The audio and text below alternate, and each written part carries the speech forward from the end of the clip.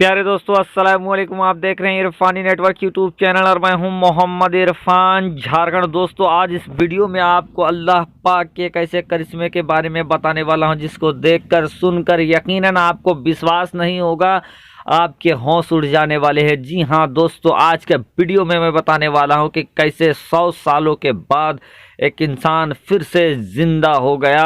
रब की कुदरत, रब की मर्जी से, अल्लाह तबारक व तआला के करिश्मे से 100 सालों के बाद फिर से अल्लाह ताला ने जिंदा किया। और जिंदा ही नहीं किया दोस्तों, बल्कि बहुत कुछ और हुआ।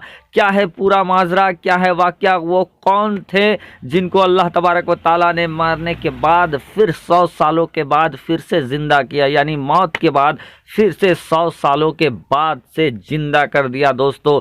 फिर से जिसको देखकर पूरी दुनिया हैरान रह गए, पूरे दुनिया के लोग हैरान रह गए, उनके घर वाले, उनके पोता पोती नाती सब हैरान रह गए जब उनको पता चला कि ये उनके रिश्तेदार हैं जो कि अब से 100 सालों के बाद वफात कर गए थे।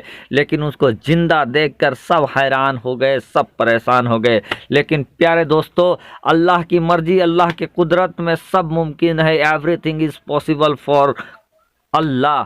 दोस्तों, आज इसी के ऊपर ये वीडियो है, तो ये सनसनीखेज वीडियो आप पूरा देखें, जरा सा भी स्किप ना करें दोस्तों। उससे पहले कि इस वीडियो का आगाज़ किया जाए दोस्तों, अगर आप भी अल्लाह की कुदरत, अल्लाह की ताकत को तस्लीम करते हैं, मानते हैं, जानते हैं, आप भी अगर यही अकीदा रखते हैं कि एवरीथिंग इज़ पॉसिबल फॉर अल्लाह, अल्लाह ताला के लिए सब मुमकिन है, सब अल्लाह ताला के कुदरत में है, अल्लाह ताला जो चाहे वो कर सकता है, तो अभी से इस वीडियो को कर दीजिए लाइक।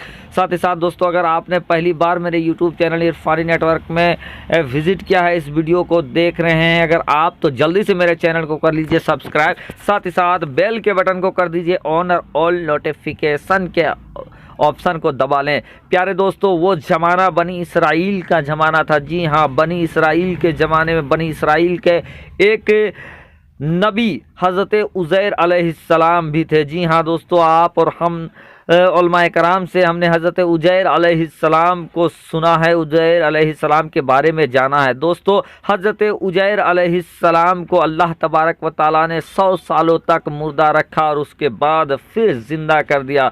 दोस्तों, जब इनके बारे में आगे पूरा माजरा जानेंगे तो आप भी हैरान रह जाएंगे, क्यों हज़रत उज़ैर अलैहिस्सलाम को रब तबारक व तआला ने 100 सालों तक मुर्दा रखा। आज इसी के ऊपर हम इस वीडियो में बात करने वाले हैं, बताने वाले हैं आपको दोस्तों, तो कुछ जानकारी ज़रूर मिलने वाली है आपको, तो आगे पूरा वीडियो देखें, जरा सा भी स्किप ना करें। प्यारे दोस्तों, बनी इसराइल के एक नबी हज़रत उज़ैर अलैहिस्सलाम का दौर था, और उस समय हज़रत उज़ैर अलैहिस्सलाम जिस कबीले में, जिस इलाके में रहा करते थे, वहाँ गैरों का दबदबा था, और जो जालिम हुकूमत था दोस्तों, हज़रत उज़ैर अलैहिस्सलाम के शहर पर हमला करके वहाँ के बहुत सारे लोगों को हताहत कर दिया, जान से मार दिया, बहुत सारे लोगों को अपने कब्ज़े में कर लिया, और बहुत सारे लोगों को उसने कैद करके कैद खाने में डाल दिया।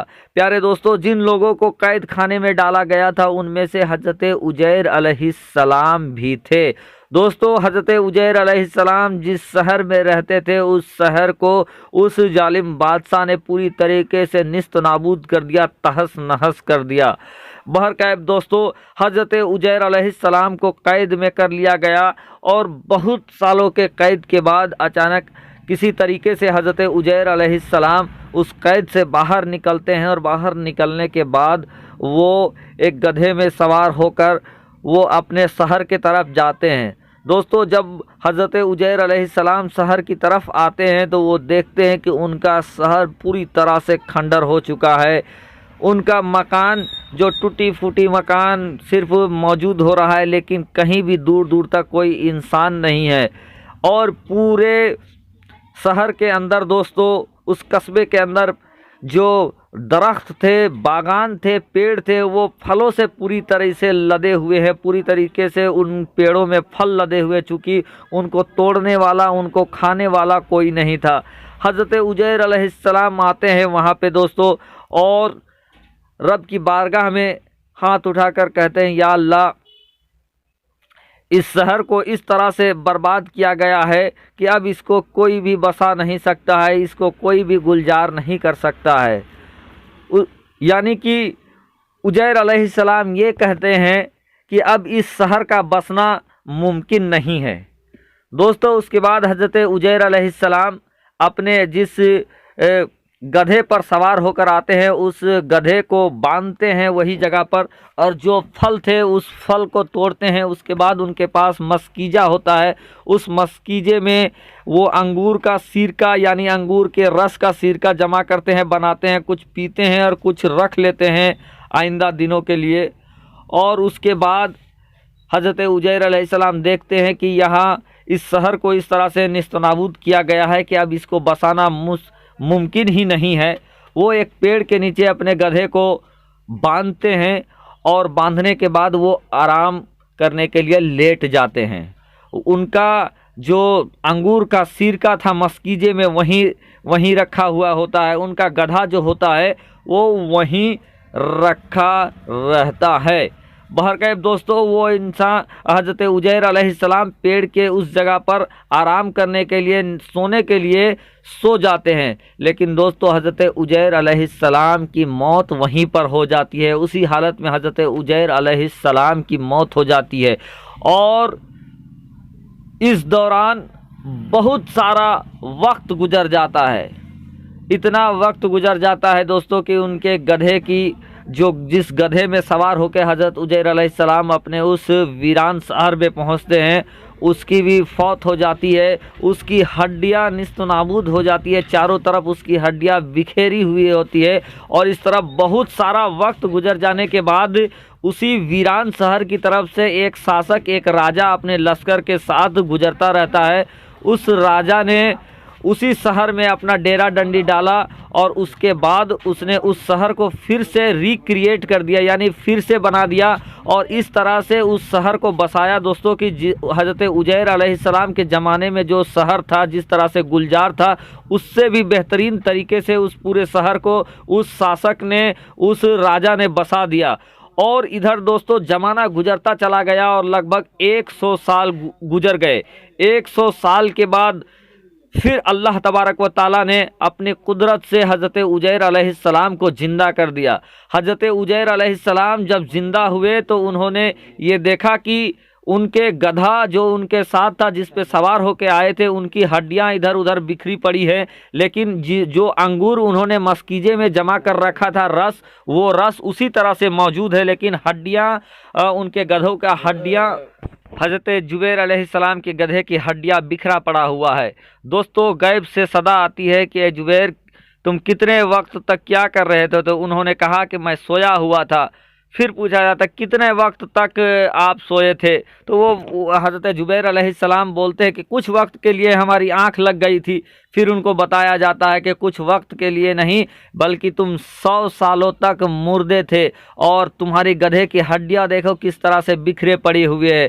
फिर हज़रत जुबैर अलैहिस्सलाम अपने गधे को ज़िंदा करने के लिए रब की बारगाह में दुआ करते हैं दोस्तों।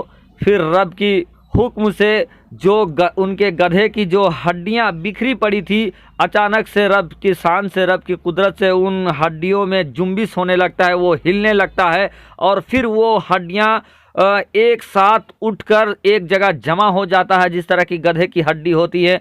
फिर उसमें गोश्त आ जाता है और उनका गधा भी फिर जैसे कि तैसे ज़िंदा हो जाता है। ये है अल्लाह की कुदरत। दोस्तों ये चीज़ देखकर हज़रत जुबैर अलैहिस्सलाम को वो बात याद आ जाता है जब उन्होंने ये कहा था कि जिस शहर को उस जालिम हुकुम बादशाह ने पूरी तरह से नेस्तनाबूद कर दिया था, और उसके बाद उन्होंने कहा था कि इस शहर को कोई बसा नहीं सकता है, वो बात उनको याद आ जाता है। फ़ौरन रब की बारगाह में जुबैर अलैहिस्सलाम हाथ उठाते हैं और कहते हैं नहीं नहीं, ये रब की मर्जी है, ये अल्लाह रब्बुल इज़्ज़त कादिर है और अल्लाह सब कुछ कर सकता है। बहरकैफ दोस्तों वो हजरत जुबैर अलैहिस्सलाम फिर अपने गधे पे सवार होते हैं और अपने उसी शहर की तरफ जाते हैं। जब वो उस शहर में दाखिल होते हैं दोस्तों, तो देखते हैं कि पूरा शहर गुलजार है और पहले से भी बेहतरीन तरीके से वो शहर को बसा दिया गया है, वो शहर बन गया है। ये है अल्लाह की कुदरत दोस्तों। अल्लाह चाहे तो मुर्दे को जिंदा कर दे, अल्लाह चाहे तो हर चीज़ रब के कुदरत में है। एवरीथिंग इज़ पॉसिबल, अल्लाह सब चीज़ कर सकता है। बहरकैफ दोस्तों, हज़रत जुबैर अलैहिस्सलाम अपने घर पहुंचते हैं। वहां देखते हैं कि एक बूढ़ी औरत वहां पर मौजूद है। आगे का किस्सा कभी और।